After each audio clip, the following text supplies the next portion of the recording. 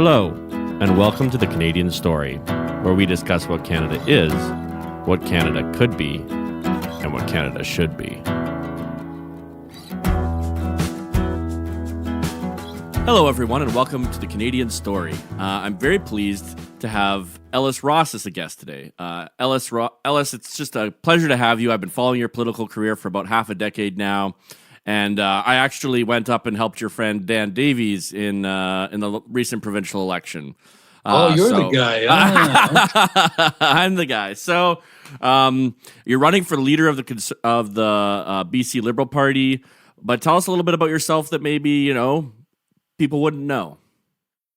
I'm a big basketball fan, playing it, not watching it. I'm a big golf fan. Likewise, playing it. I like soccer.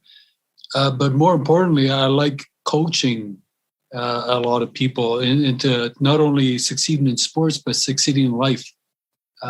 Doesn't matter what walk of life you come from. I've helped so many people get out of prison, get in the right track, get them into school.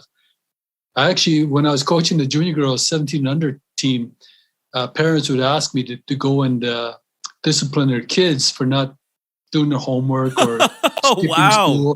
So I'd walk into the high school.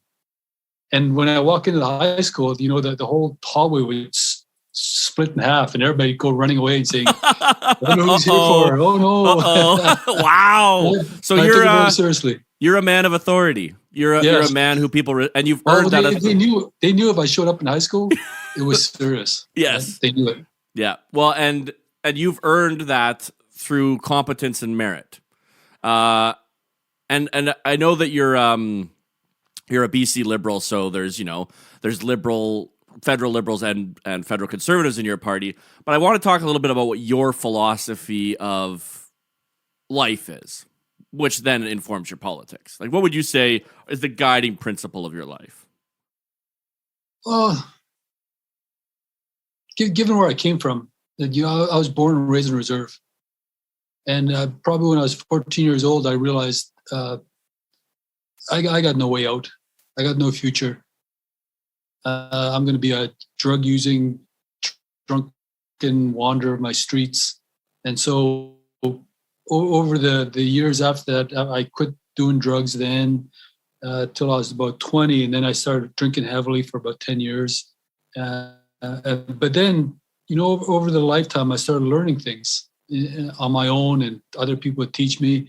So if I was going to summarize what I think about today in terms of what I do, it's a pretty straightforward saying. If you can't help somebody, at the very least, don't hurt them.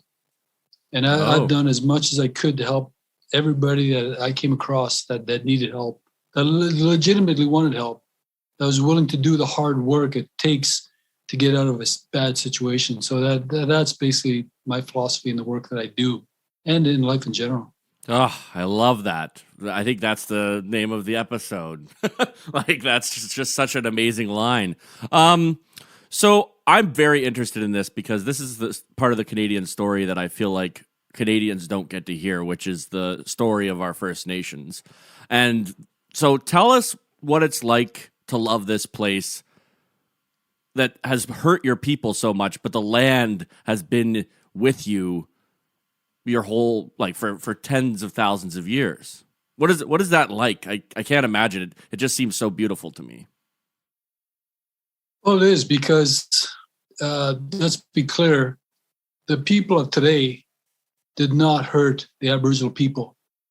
This whole idea, the guilt complex of non-Aboriginals that they have to bear, that's not right. I mean, nobody should have to bear that responsibility. Whatever happened to Aboriginals 20 years ago, 30 years ago, it was wrong. But it wasn't, that hurt wasn't made by people today. In fact, if anything, Canada has actually done more for First Nations than any other Indigenous population around the world. And we're talking since 1982. Yeah, it didn't happen overnight. And the way I grew up, it almost is part of your upbringing to ensure that we keep separate lives We got the Aboriginals over here, and we got the Canadians over here. So we got separate parallel lives. And, never should those two paths cross, because somehow we kind of despise each other. Well, over the years, I realized that narrative is wrong. It's not right. And it's not right that we should actually encourage that type of mentality. When in reality, there's a lot of non-First Nations in my family. I got a lot of non-First Nations friends. A lot of non-First Nations people did a lot of work to kind of help us with our social issues. So this idea that, somehow we should be separate is absolutely wrong, because Canada, BC, is actually a really great place to live. Yes, and yes. Regardless of our background, I mean, I went to China. I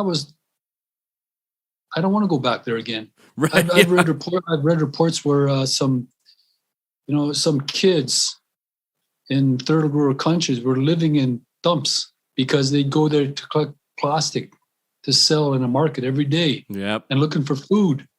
I've read reports about women in different parts of the country that weren't really treated as humans. They're not allowed to drive. They're not allowed to have an education. They're not allowed to speak. I mean, Canadians have got to stop beating up on Canadians. You're not that bad. We're not that bad, no matter what you read in the paper. Thank you for saying that. Really good place this is a really great place to live and bring up your family. Oh, thank you for saying that. I know that a lot of our listeners will. It's so encouraging, because I think there is a lot of guilt that we've been taught to feel, and it was wrong what happened. But to have someone of your stature, not only in your community but also in the Conservative Party, I would say, and in the Liberal Party, the BC Liberal Party, to have someone like you say, no, actually, this is a wonderful place to live. Like, it truly is, and we need to encourage one another in that. Well, I grew up thinking that somehow we're separate. But when I first started council, 2003, the council brought me on as a first full-time paid councillor. But they didn't tell me what to do. The job description was whatever passed my desk that day. So in my spare time, I'd go down to our archives, and I read a lot of what happened to my people, which was freaking horrible. It was horrible. And so after a few weeks of reading the reports of what happened to my people, as well as Aboriginals across Canada, I just sat there one afternoon and I cried. The only time I've ever cried is when my two kids were born. I cried a lot when I was a kid, of course, but when my two daughters were born and my grandkids. But that day in the archives, I sat and cried. I was all alone. And then in the same day, in the same hour, for that matter, I got very angry, very vindictive. And I was thinking, all right, it's revenge time. Yep. I'm gonna make people pay for this. I'm gonna make government pay. I'm gonna make everybody I come across, I'm gonna make them pay. And so I went out there with this really aggressive attitude. A couple of days later, I sat and thought about it. What good is anger? What good is revenge? Right. My people are committing suicide. They're going to jail. Our kids are going into care. We're living in poverty. What good is revenge? It might make me feel more at peace, but what's it really going to do for the Aboriginals, and what's it going to do for the non-Aboriginals? I'm just feeding into that machine of hate, and I don't want to be that. I don't want to be a part of that. I want to be how we make the region, the province, and the country stronger and better. And so that's what brought me here. That's incredible. That's absolutely incredible. So that's forgiveness. Yeah. So you said, so how do you make it better? What is our path forward? Well, Canada, especially BC, you've been on a really good path for the last from about 2004 to 2017, and it's really nothing that special came out of your governments and your leadership. It was nothing really extravagant.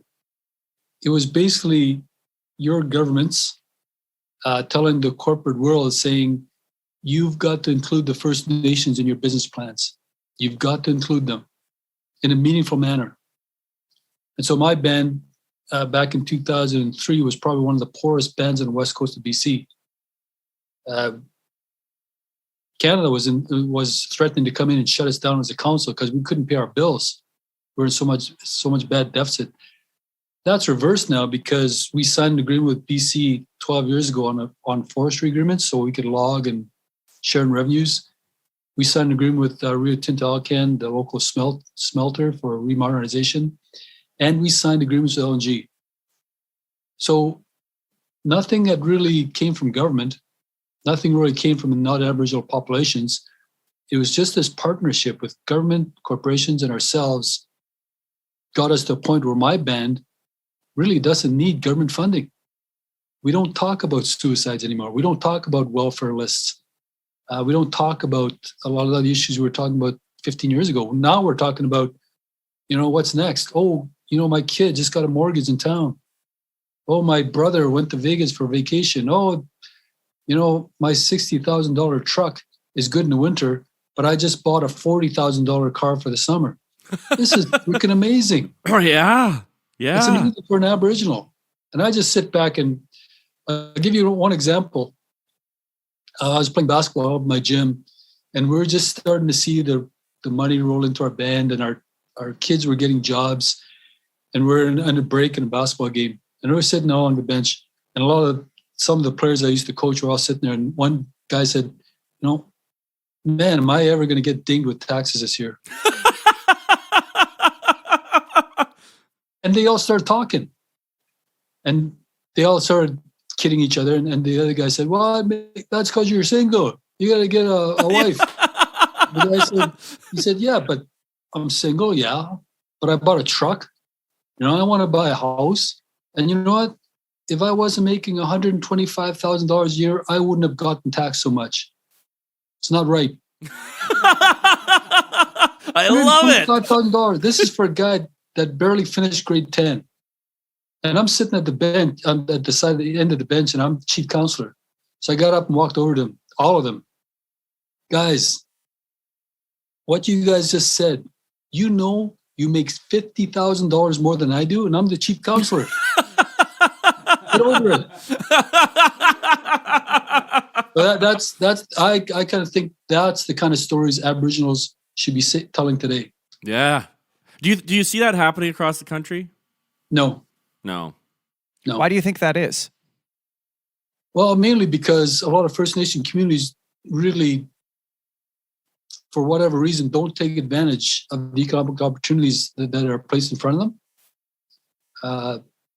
And the other reason is a lot of First Nation communities don't have those economic opportunities put in front of them. But it all comes down to leadership.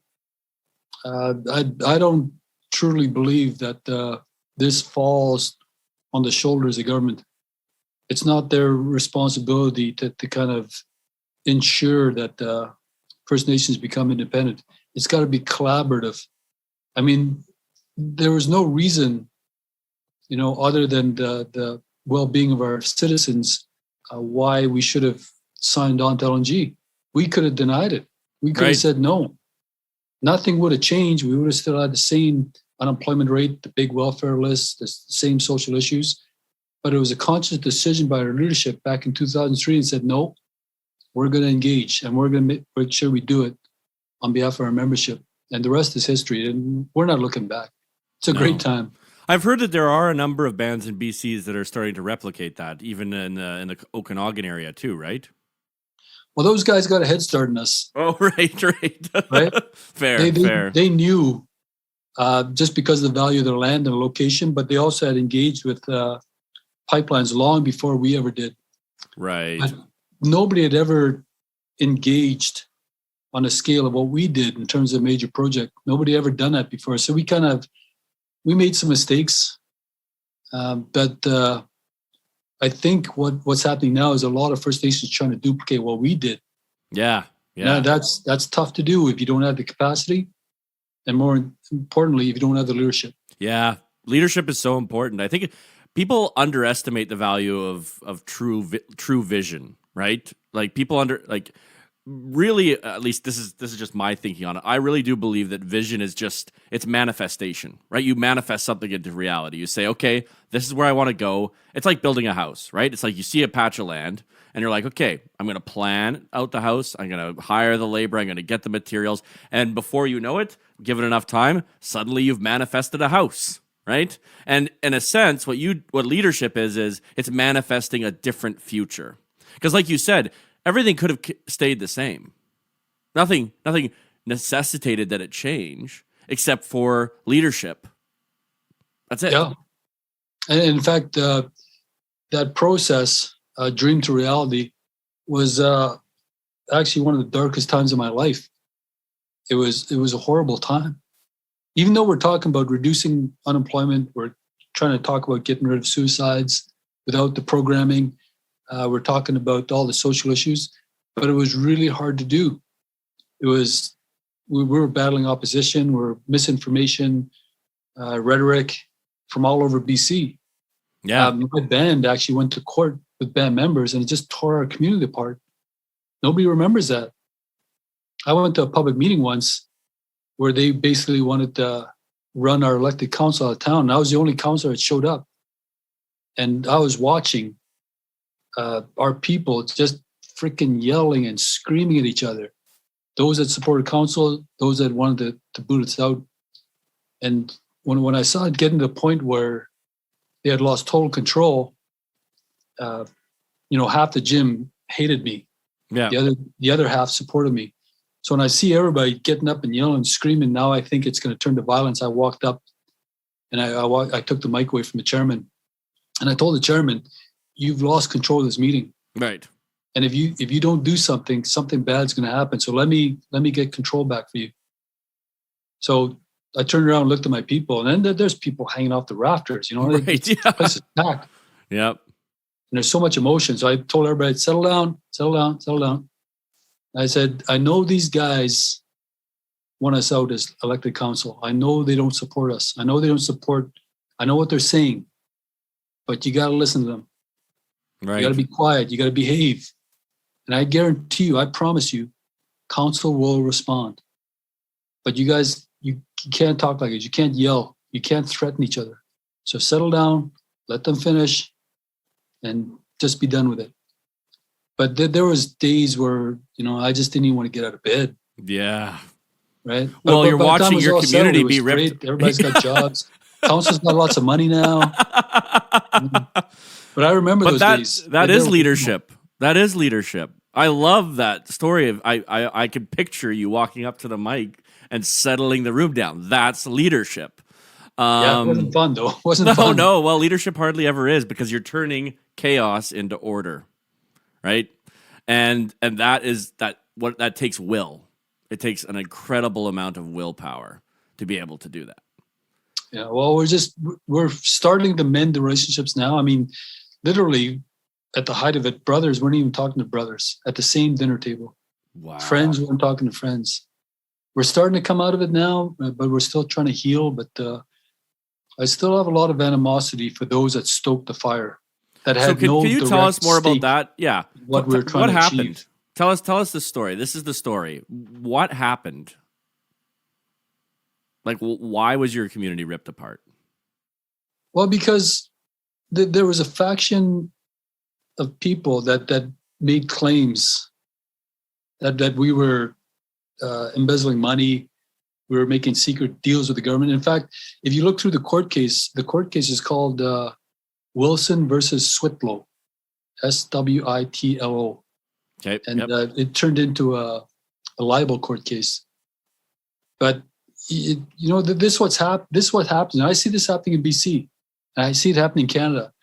This is what happens when you take a grain of truth and you kind of spin it. Yeah. You kind of bend it. And then you start to see factions believing in it. And now you don't know the truth. You don't even know the direct way to a solution.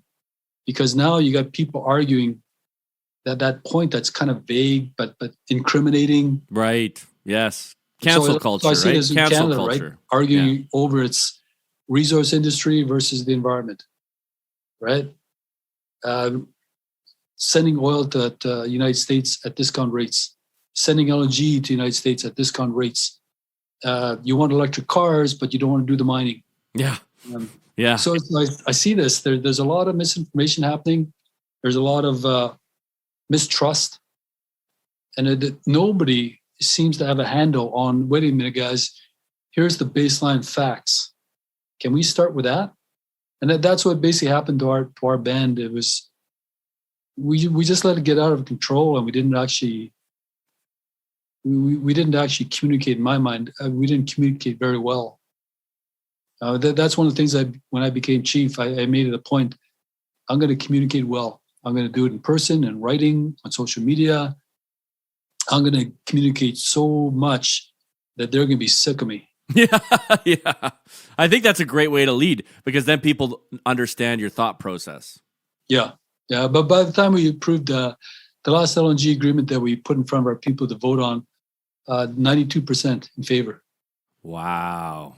Yeah. Wow. And that 8% would never vote for us anyway. So Kim Jong-il doesn't even get 92%. Wow. Don't compare me to. I'm not sure that was a compliment. We used to joke about that. We used to joke about that when the Wild Rose and the PCs were voting on unity, and they both got 95. The joke was, not even Kim Jong-il gets that, right? So tell us a little bit of your journey into politics. So you spent the vast majority of your life healing the wounds of your people. You succeeded in that. Then you decided to go provincial. Tell us about that journey. The BC Liberals had asked me a number of times to run for them, and I always said no. I don't think I'm MLA material. Conservatives asked me to run as MP a number of times. And I said, no, I'm not a politician. I'm just a chief councillor. And after I'm done with chief councillor, I'm going to go back to being a regular old citizen. But LNG Canada, we had signed an agreement with Chevron previously, but they never got off the ground. LNG Canada comes to town.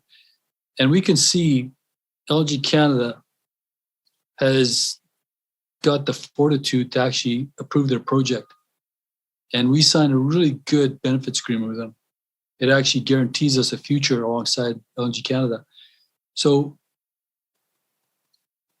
we get invited to Vancouver. Me and my council get invited to Vancouver. We're going down anyway. I got my negotiating team with me. I got some staff people with me. I got some consultants with me. So we're going down anyway. So we say, yeah, sure, we're going to be there anyway. So we go down to LNG Canada's office, and we were sitting in the boardroom across from LNG Canada and their team. Andy Calitz was the lead guy at that time. So we sit down, and Andy Calitz welcomes us, and he says, Mr. Ross, can I talk to you in private in the next room? Okay. So we get up and we go together in the next room. He sits down and tells me, we are not going to announce FID. We're not going to do it. We don't know when we're going to do it. He said, but this is my promise to you.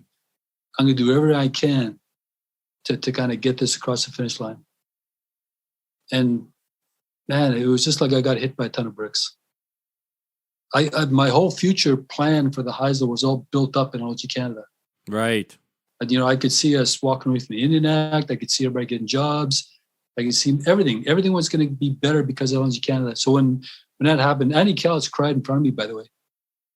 Wow. It was that heartbreaking. And so we sat there and talked, and then we went back to spill the news.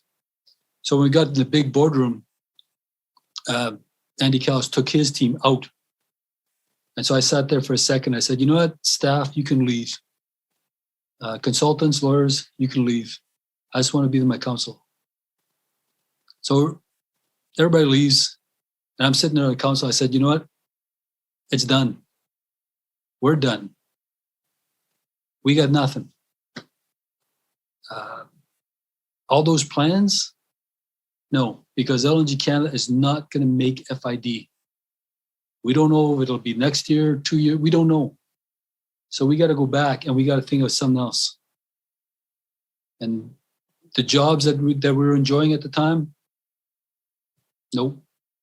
The money that we thought was going to come in, nope. Contracts, nope, nothing. We're done. And I just need some time to think a bit. And so I told him, I said, you know what, guys, you guys should just leave. Go do whatever you want to do. Go, just leave. I just want to be alone. And don't bother talking to me for the next few days. I'm going to be really freaking angry. I'm going to be really mad. And so on their way out, my deputy chief counselor tried to turn around and he tried to say, "Hey, come on, Ellis. It's not that bad. Look on the bright side." And that was just the freaking wrong thing to say. Oh, no doubt. No doubt. I just berated him left, right, and center. I still haven't apologized to him. I used curse words. I yelled. I told him to get the hell out and close the door behind you. And I was just angry. Anyway, a couple weeks later, the election was coming up, and I thought, you know what? I got to get to a higher place and help BC get LNG off the ground. I got to do something because I've done as much as I can here.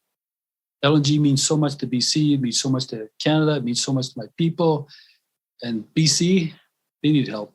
Mm-hmm. So that's what made my decision. That was a really heartbreaking decision for my family, for me, and for my people. Yeah. Yeah. So members of my community still meet me, and they still cry. Yeah. So very traumatic. But it's all better. It's all better today. Yeah. Well, that's the story. That's the story that nobody tells about the shutting down the pipelines. The environmentalists go around and they claim they're doing this for the planet and for the indigenous people and really they don't care. It's all a pawn in their game. They don't care about those tears, and that must have been part of the anger that you felt. Big time. When I was counselor, I was really keyed up on, getting our people to a better place. And when I was chief counselor, one of the first things I did was, as usual, I went to a funeral for one of my band members, and it was another band member who committed suicide. And I was sitting in the audience, and I was just thinking. It was a friend of mine. And right then and there, I thought, you know what? This is my fault. I did not offer that guy a good future. So from now on, while I'm sitting in this chair, next time somebody commits suicide, it's my responsibility. I got to do something. I got to get that guy into school. I got to get him into a job. I got to get into treatment. I got to do something. But I can't just sit back and watch. And so I said this at a conference once. And so I wanted people to stop blaming Canada, stop blaming BC, stop blaming, start doing something.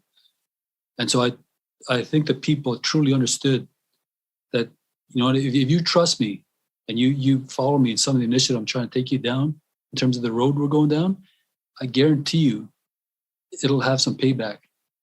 If not for us, it'll have payback for our kids and our grandkids. So slowly our people started to trust me, and I did deliver on some of the things I did that were quite out of the ordinary. Nobody had ever heard of a First Nation in our territory ever buying land before, private land. Right. Nobody ever heard of that, right? Nobody ever heard of a band like mine building a condominium or buying an apartment complex or, building our own public works building with our own money. Nobody ever heard of that before. Right. And so this is the kind of stuff that I made promises. I lived like, I'll do this. It's not out of our old playbook, but I guarantee you it'll build our future. And it worked out as planned. I'm just kind of in awe right now. Yeah, wow. Me too. You are a wise man. You are a very wise man. Man. So you've talked about your role on council, but you mentioned at the beginning of the podcast life coaching. Can you tell us a life coaching story that stands out to you? I imagine maybe the two are intertwined, but is there a story that you can draw out from a situation where you were able to help someone? Not specifically, but I guess there's one in particular because I grew up and I didn't try to hide the fact that when I was drinking, I was what you refer to as an orangutan. I abused alcohol. And when I abused it, I got very violent and just made a complete idiot of myself. And people don't believe me. Right? Yeah, but you look so well dressed and you talk so well. Oh, Well, like that. it wasn't always this way. Yeah. But I was coaching men's basketball. I used to coach 17 and under. I used to coach women's 17 and under. I used to coach women's 17 and over. But at one point, I was asked to bring back the 21 and old younger basketball team back. There hadn't been a team, so I was asked to bring them back to the Prince Rupert Island Native. So I did. But I'm a disciplinarian when it comes to basketball or sports or anything for that matter. Disciplinarian, and I understood what it was like to grow up as a young Native kid on reserve. I understood it, and the rule I had for my sports teams was, you can make a mistake once in a while with experimenting with drugs or booze, but the minute that turns into a lifestyle, no, you can't do both. You can't be an athlete. You can't be a functioning citizen of society and abuse drugs or alcohol at the same time. You can't do it. And so everybody knew that the rules for my teams were pretty strict, and they had to abide by them. And a few of my players had been reported that they had gone out on a weekend and basically partied too hard and ended up in the streets. And it was, small community gets around, right? And it wasn't about these kids going out, getting drunk in the streets. It was, no, that's Ellis Ross's basketball players. They're the ones that did it. Oh, and what's he going to do? What's he going to do about it?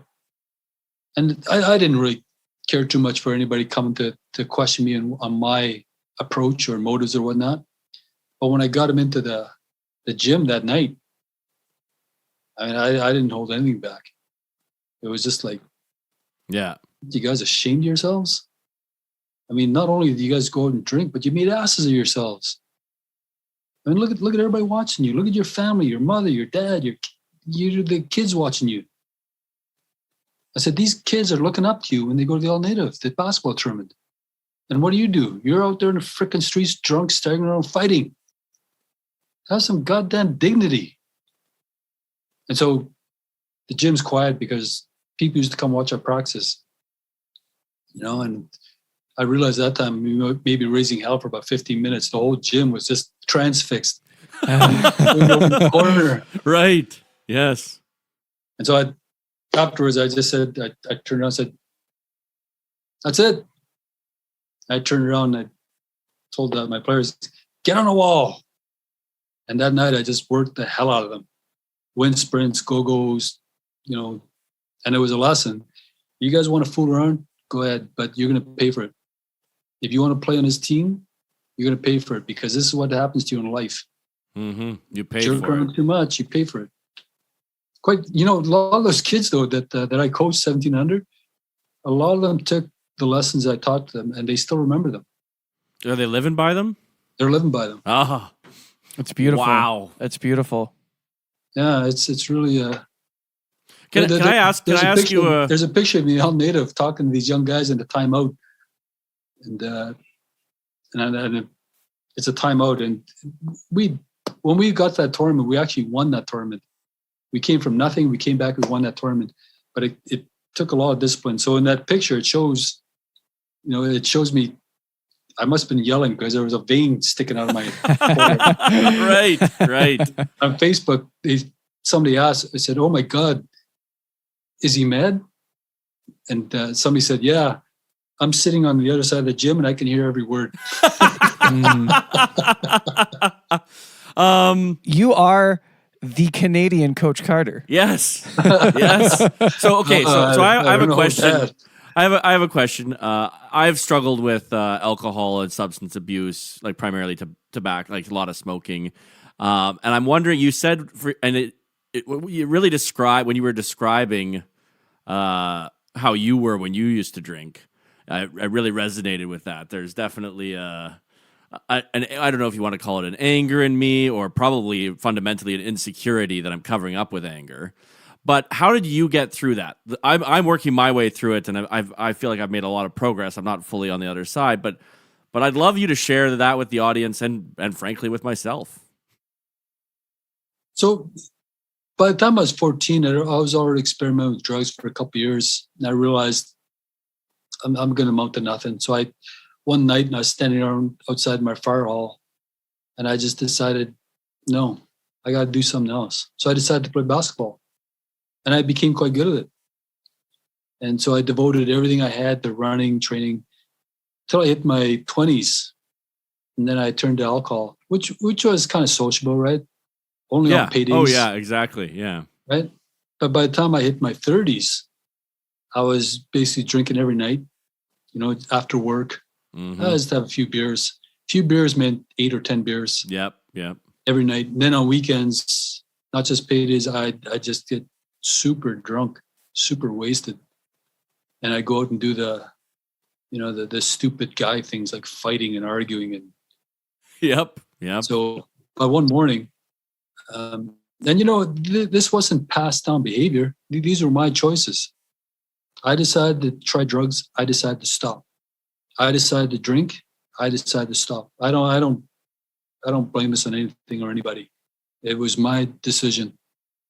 But one morning in my early 30s, I woke up, and based on the events that were described to me, because I didn't remember doing any of it, I realized I'm going to lose my family. Right. I'm going to lose everything that's dear to me. So right then and there, I decided, that's it. I'm not going to drink anymore. That there's something bigger that I've got to think about. And that means, being a man, number one. And number two, looking after my family. I don't want my family, to repeat what I'm doing here. This is not right. So that morning, I decided to quit, and I haven't touched a drop since. Well, actually, that's not true, because last year at a Liberal function, I ordered a cranberry soda, and somebody gave me a cranberry vodka by accident, and I downed it. I damn near blacked out. Oh, wow. Yeah. I haven't touched the drop in 20 years. Wow. We'll let that one slide. Yeah. Yeah, that's how I did it. So you just decided to do it, and you just followed through with it. It was as simple as that. Yeah, but did you ever look back? Were you ever like, oh, I really wish I could drink again? Or is it just like, nope, that's just not me anymore? No, because I'm like everybody else, right? I tried to stop drinking once in a while. They call it being on the wagon, right? Yes. And it never works when you say it like that. So I made a conscious effort of saying to myself every single day, I don't drink. Right? I just said it. I don't drink. I think it. I don't drink. And so a few years later after that, I was always scared about thinking about booze, looking at booze, being around booze. And I went into a pub one day for lunch. And I sat there. I just got the smell just sickened me. And I used to love the smell of beer. I used to love it. But then when I got in the pub, I just, man, that smell. Just can't stand the smell of booze anymore. But even today, every day, I make sure I say or think at least once, I don't drink. And that's what kept me going all those years. So I never had to think about, should I have a drink or what would happen if I had a drink? And so it's just an affirmation, I guess. How old were you when you made this decision? Probably 30 years old, 31 years old. Wow. I was already a family man for about 10 years. Wow. Yeah. So it's not a proud part of my life. Well, no, I honestly, I don't think people know how many alcoholics there are out there. Just functioning people going to work, and yeah, like you said, they're totally normal on the outside, and they just go a little harder, and people just assume that that's who. But they're out. Like I'm talking about the woman who comes home after her really intense day and drinks 2 bottles of wine. Like 2 bottles of wine is not healthy, but these people exist and they do it every night, right? What I couldn't understand is on the last 2 or 3 years of my drinking. I was not a nice guy when I was drunk. And yet the people that were around me, though, they didn't invite me out the next weekend. Yeah, yeah. Didn't I try to beat you up the last time? No? Well, why do you want to go with me again? Why you invite me out? What do you think it is? Why? What is it? I don't know. I always had a temper to begin with, right? But when I drank it, especially if I drank the hard stuff, but I don't know what attracted. I mean, if you were sober and somebody got violent with you, regularly, you wouldn't want to hang around with that person. No. Seems like a rational decision. Yeah, no, not at all. I don't know. There's something about alcohol that I don't know what it does to thinking. Yeah, you're right. I love that insight. That is so good. Okay, so Me and my wife talk about it all the time, by the way. I wonder, this is purely speculation, but I wonder if it's because if you were behaving worse than them, it justified their behavior. As long as they weren't the worst one, we'll keep him around so that he I'm makes not us as feel bad as better. him. Oh, I like that. Jeez. It's actually not bad. It doesn't say much about my friends, though. Well, I don't mean to offend anyone. Again, pure speculation. Well, I'm going to ask him that, though. Well, yeah, let me know. I'm curious. Yes, we would like to know. So we have about 5 minutes left here, and I've just really, frankly, I say this to Zach all the time. We have the best job in the world. We literally get to talk to people and just learn things like we've learned today. Like, you've shared so much wisdom with us. I'm blown away, but I want to give you an opportunity to tell my listeners why you want to lead the BC Liberals as well.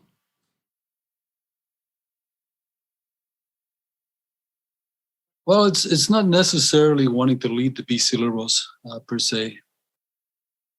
It's about going back to the original topic of this broadcast. I've grown to love BC. I've grown to love the services. I've grown to love the people, the diversity. And I don't believe all the negative things that are being said out there about Canadians in general. I don't believe that. And there's no reason why we shouldn't be able to make this place a better place, especially in terms of the uncertainty we're heading into. Not me necessarily, but the young people. I mean, I don't think people truly appreciate where we're heading. The economic uncertainty, the deficits, the debt. The cost of living is just going to keep going up, and nobody has seemed to get a handle on that. But there's some things that I do believe in myself that I'm not even sure if I'm a BC Liberal. I'm not even sure if I'm a Conservative. I'm not even sure if I'm an NDPer or a Green. Because if you take out certain components of every party's ideology, there's some good things with every party. There's some bad things, of course. But I don't think that BCers should be split politically. Ideology, yeah, sure, go ahead, split yourselves. But politically, I mean, why? When we got the chance to actually go down a different path than, say, a path that Venezuela went down. Yeah. Say a path that Detroit went down, or Greece. I mean, if we go down that path, it's not necessarily my generation that's going to suffer. It's going to be yours and your kids and your grandkids.